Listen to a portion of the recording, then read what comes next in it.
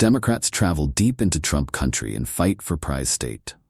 On a Sunday morning in September, the air inside the historic Mount Lebanon Amim Zion Church was filled with the sounds of gospel music, prayer, and politics. This is a very, very important, very, very dangerous opportunity, Reverend Javon Leach said. The reason why I say dangerous, because if we don't participate with our voice and our body, that's just like casting a vote for the other side. Amen? The congregation shouted. Located in Pasquotank County, where a third of the population is black, the church is in a rare Democratic stronghold on North Carolina's northeast coast. It was rural black voters, like those at Mount Lebanon Church, who were credited with helping Barack Obama take the state in 2008, the only time a Democrat has won North Carolina since the 1970s. Donald Trump took the state in both 2016 and 2020. But support for Democrats has been declining in Pasquotank, just as it has been in other rural areas across the country over the past few years. In 2020, Democrat Joe Biden won the county by just 62 votes, the party's slimmest margin yet, barely bigger than Sunday's congregation. Trump beat Biden in the state by 1.3% in 2020, but polls now rate it as a toss-up between him and Kamala Harris, giving Democrats fresh hope in a state where losing has been the norm. With margins razor-thin in not just North Carolina, but other battleground states like Pennsylvania, Wisconsin, and Michigan, Harris's campaign will have to excite Democratic voters from across all corners of the state, not just the blue, urban areas, but the deep red countryside too. To do that, they've opened offices in places where Democrats have usually not campaigned, but where strategists see new potential. The goal is to churn out as many votes as possible in the least likely places, even if it means venturing deep into politically unfriendly territory. Onslow County, located along a rural stretch of the state's southeastern coastline, is one of those places. Last month, a few dozen Democrats were gathered there at a local bed and breakfast to eat pulled pork and talk party strategy. We don't have to be afraid to be Democrats in rural communities, Anderson Clayton, North Carolina's Democratic Party chairwoman, told the small crowd. We should be proud of that and wear it on our chest this year when we go to vote.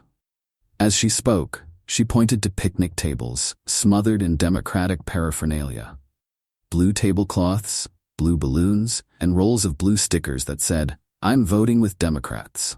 A life-size cutout of Kamala Harris stood nearby. It was a defiant display in a place like Onslow.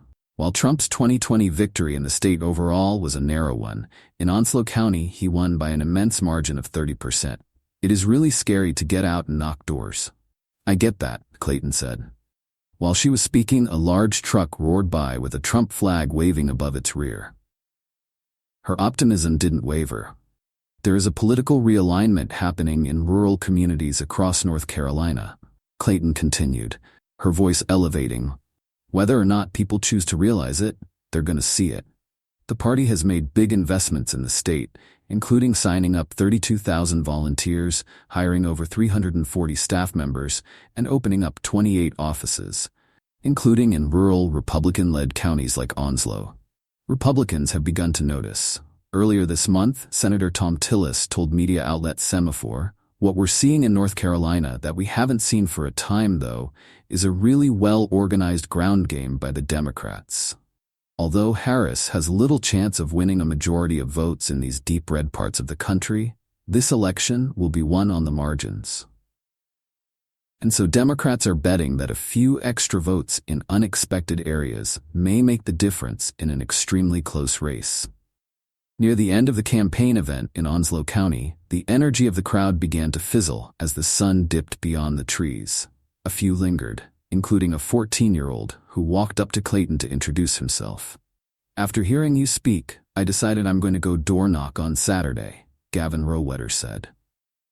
Clayton smiled. "One more volunteer today in Onslow than yesterday. It's piece by piece," she told the BBC. "All people need is somebody to show up." But the Democrats' plans were upended when Hurricane Helene hit in late September. The storm wreaked havoc in North Carolina, killing at least 95 people. Nearly 100 are still missing. As residents begin the lengthy process of rebuilding, both parties must also reassess their ground game. In Buncombe County, where the Democratic stronghold of Asheville is located, some people are still living without internet connection, mobile phone service, or clean water, said the county's party chair, Kathy Klein. The typical way to win elections is to knock on doors and to have face-to-face conversations with people, she told the BBC. Of course, we had to stop that. When North Carolina residents began early voting on Thursday, Klein said some people waited in line at polls to vote, while others queued at government-provided trailers to shower. It's a chaotic set of circumstances that Klein agreed could hurt Democrats' chances in November. I don't like saying it out loud, but yes. Republicans are not going to cede North Carolina without a fight. Strategists say the state looks like a must-win for Donald Trump to take back the presidency. In 2020, it was the only one of the 7 battleground states he won. It's very hard for us to win unless we're able to get North Carolina, said Trump's running mate, J.D. Vance, during a campaign stop last month.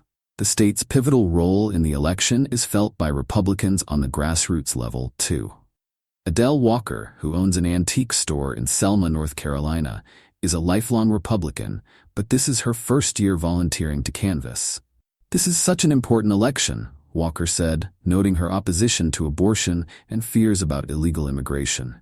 While out canvassing backroads on foot, Walker passed a woman sitting on her porch and stopped to speak to her.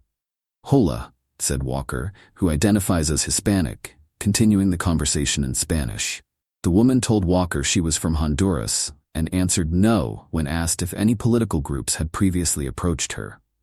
Walker then reached into a cardboard box she'd been carrying under her arm and handed the woman one of roughly a dozen copies of the Constitution, translated to Spanish. She left the encounter in slight astonishment. "That's interesting," Walker said. "Someone said that Democrats were walking through here just last week. Guess they missed her." At Mount Lebanon Church, Reverend Leach is ensuring everyone understands the urgency of voting. The church's origins date back to the mid-1800s, its original congregation composed of African American slaves. Since then, it has evolved into a hub for social and political activity. Now, the Reverend implored his congregation, "Someone say mission possible." Possible, he said, if they, black rural voters, showed up to the polls. "Some of you who don't think your vote matters. We can't let them take us back 40, 50, 60 years, Reverend Leach said, echoing a line often used in Harris's stump speech. His warning struck a personal chord with William Overton, who was in the crowd. The 85-year-old told the BBC he was voting for Harris and that his number one concern was protecting abortion rights. "The laws now are worse than they were in the 1950s, Overton said. Abortion is an intimate issue for him. His wife had a miscarriage in South Carolina in 1964, he said, and relied on medical care that is now sometimes illegal in that state. Democrats' investments into rural areas are felt here, Overton said, adding that he's been receiving daily campaign calls and texts. The excitement is up compared to 2020, he said. Michael Sutton, another Democratic voter and member of the church, agreed. "The way things look even here, in North Carolina, in this small town, everybody is energized," Sutton said. "It feels like we have a good chance. But energy is one thing, votes are another." Standing outside of Mount Lebanon Church was 25-year-old Justin Herman. He told the BBC he voted for Joe Biden in 2020, but feels undecided about this election. "I don't know much about Kamala," Herman said. "Trump, sometimes the stuff he says isn't ideal. I don't feel like I can relate to either candidate." Then, Herman said something that strikes to the heart of the challenge that Democrats are facing, not just in this state, but nationally. "I don't know if I'm going to vote at all."